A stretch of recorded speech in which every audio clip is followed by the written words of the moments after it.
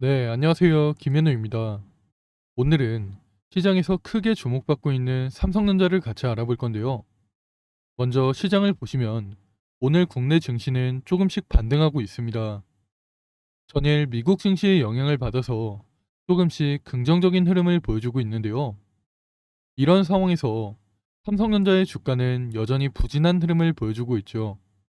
하지만 이런 상황에서도 앞으로 삼성전자를 왜 주목해야 되는지 여러분들이 이해하시기 쉽게 정리해서 말씀을 드릴 거고요.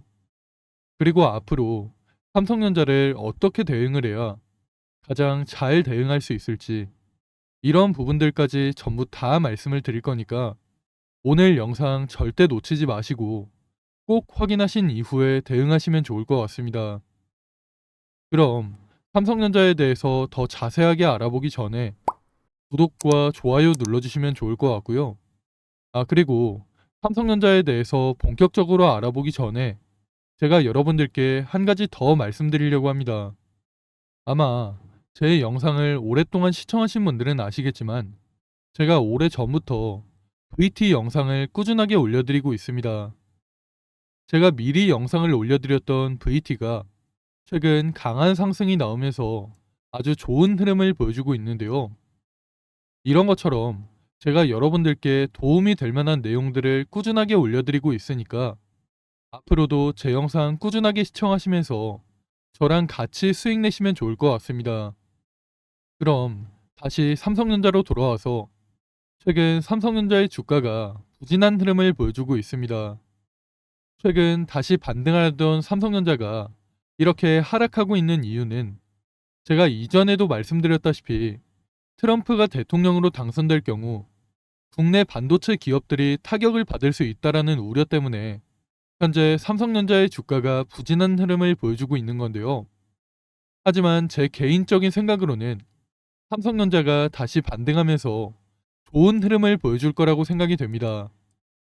하지만 그럼에도 불구하고 과연 삼성전자가 다시 반등할 수 있을지, 삼성전자가 진짜로 10만 전자까지 상승할 수 있는 건지 걱정하시는 분들이 많으실 것 같은데요.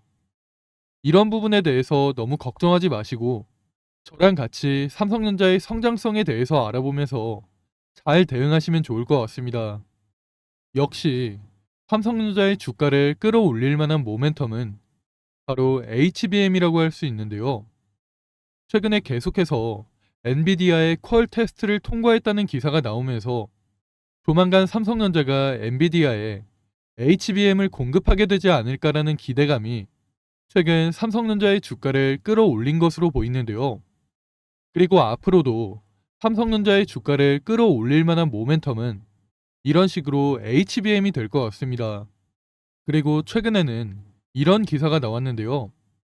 최근 트렌드 포스에서 삼성전자가 엔비디아의 HBM 퀄 테스트를 통과했고 3분기부터는 12단짜리 HBM3E를 양산하면서 엔비디아에 납품할 것이라는 기사가 나왔습니다. 지금 제가 파악하기로는 삼성전자는 8단과 12단짜리 HBM3E의 공급 준비를 거의 마친 것으로 보이고 조만간 공급 일정도 공개할 것으로 보이는데요. 이런 소식이 아직 공식적으로 나오진 않았지만 아마 이번 달 말에 삼성전자의 실적 발표회에서 엔비디아의 퀄 테스트를 통과했다는 소식과 함께 공급 일정까지 발표되지 않을까 기대하고 있습니다. 이 부분에 대해서 오늘 삼성전자가 엔비디아양 HBM3E의 퀄 테스트를 통과했다는 건 사실 무근이고 아직 테스트를 진행 중이라고 기사가 나왔는데요. 삼성전자는 아직 테스트를 진행 중이고 고객사 관련 사항은 더 이상 말할 수 있는 게 없다라고 밝혔습니다. 삼성전자가 이렇게 말한 이유는 진짜로 퀄 테스트를 통과하지 못해서라기보다는 비밀 유지 계약으로 인해서 아직까지 확실하게 얘기하지 못해서가 아닐까 싶은데요. 저는 오히려 조만간 엔비디아의 퀄 테스트를 통과했다는 소식이 나올 가능성이 높다고 생각이 됩니다. 그렇다면 여기서 중요한 건 곧 삼성전자가 SK 하이닉스를 역전하고 HBM 시장의 1위를 탈환할 가능성이 높다는 건데요. 제가 이전부터 말씀드렸던 게 있습니다. 올해 5월쯤에 엔비디아의 젠슨 황 CEO가 삼성전자와 SK 하이닉스에 12단짜리 HBM3E의 생산을 요청했는데요. 12단짜리 HBM3E를 안정적으로 공급할 경우 메인 벤더사 자리를 약속하겠다는 제안을 했습니다. 제가 앞에서 말씀을 드렸듯이 삼성전자는 8단과 12단짜리 HBM3E의 공급 준비를 거의 마친 것으로 파악되기 때문에 조만간 삼성전자가 엔비디아의 12단짜리 HBM3E를 공급하기 시작한다면 SK 하이닉스를 역전하고 HBM 시장의 1위를 탈환할 것으로 기대하고 있습니다.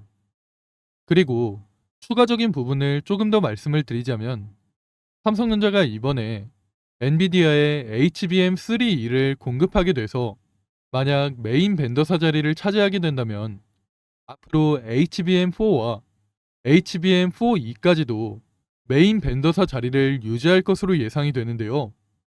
왜냐면 만약 삼성전자가 HBM3E로 SK 하이닉스를 역전하지 못하더라도 내년 HBM4부터는 확실하게 SK 하이닉스를 역전할 것으로 예상하고 있기 때문입니다.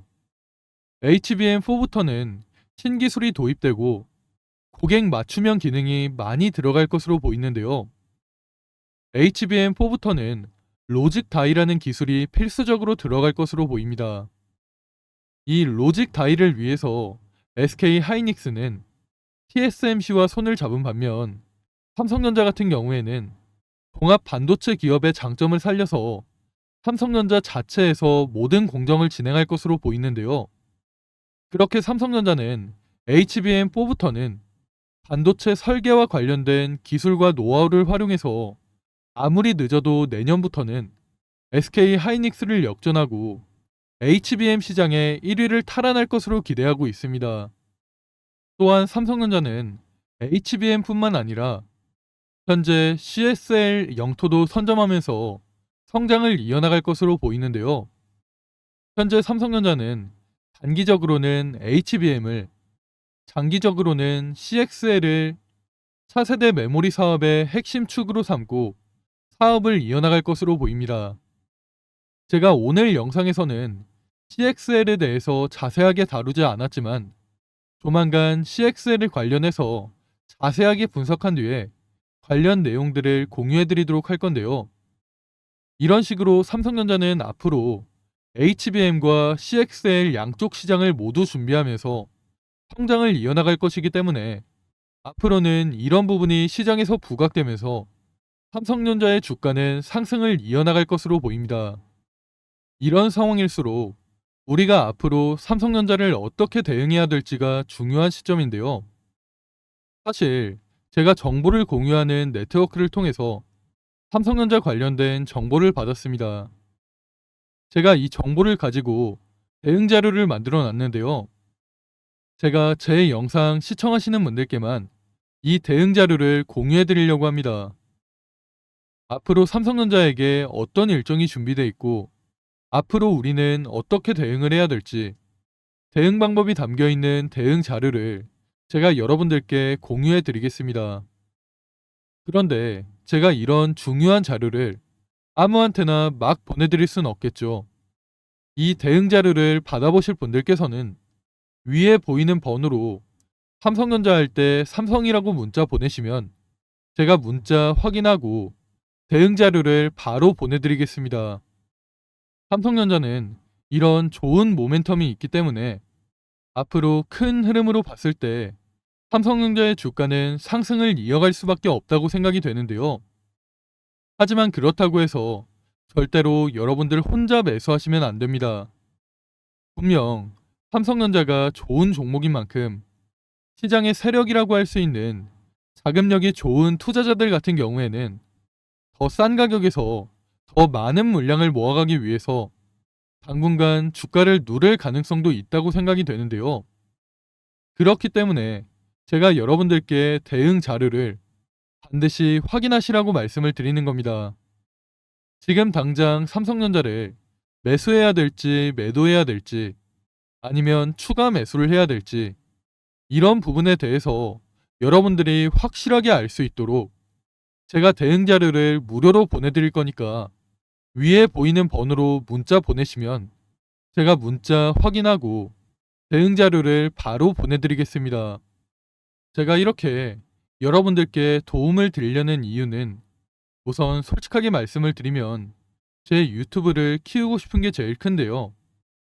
저도 사람이라서 제가 말씀드리는 게 100% 정답이 아닐 수 있지만 그래도 저런 의견도 있구나라고 생각을 하시면서 제 영상을 봐주시는 분들이 늘어나고 그런 분들과 소통하면서 새로운 의견을 듣고 제가 부족한 부분은 고쳐 나가면서 여러분들께 더 정확한 내용들을 전달해 드리고 싶습니다. 그래서 제가 여러분들께 부탁을 하나 드리려고 하는데요. 오늘 제 영상을 보시고 좋은 내용이었다, 도움이 되는 내용이었다라고 생각이 되시면 구독과 좋아요 한 번씩 부탁드리겠습니다. 그리고 두 번째 이유가 있는데요. 두 번째 이유는 저도 기관이나 외국인을 따라가서 수익을 내는 게 아니라 개인들끼리 뭉쳐서 수익을 내고 싶기 때문입니다.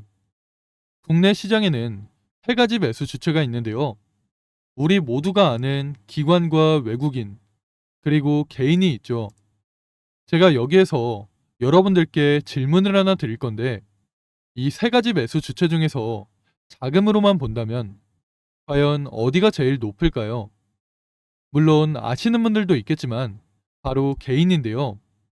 그럼 여기서 여러분들이 저한테 질문하실 수 있겠죠. 개인이 자금이 제일 많은데 왜 개인이 매수하면 주가가 안 오르냐? 이거에 대한 답은 간단합니다. 바로 자금이 뭉쳐있지 않아서 그런데요. 기관과 외국인은 다 같이 한꺼번에 움직이는데 개인들은 그렇지가 않죠. 투자를 하시는 분들 중에서도 단타를 하시는 분들도 있고 장기 투자를 하시는 분들도 있고 주가가 조금만 올라가도 바로 매도하시는 분들도 있습니다. 그런데 이런 상황을 조금 다르게 생각을 해보시면 개인들의 자금이 뭉치면 충분히 기관이나 외국인 같은 힘을 낼 수 있다는 겁니다. 저는 오히려 개인들의 자금이 뭉치면 기관이나 외국인보다 더 강한 힘을 낼 수 있다고 생각이 되는데요. 그렇기 때문에 저는 여러분들과 함께하면 충분히 이런 힘을 낼 수 있다고 생각이 됩니다. 그러니까 여러분들께서도 앞으로 저와 함께 하시면서 남은 2024년 수익 많이 내는 한 해가 되셨으면 좋겠습니다. 그럼 오늘 제가 준비한 내용은 여기까지고요. 앞으로도 여러분들께 도움이 될 만한 정보와 이슈들 계속해서 공유를 해드리면서 도움이 될 수 있도록 노력하겠습니다. 감사합니다.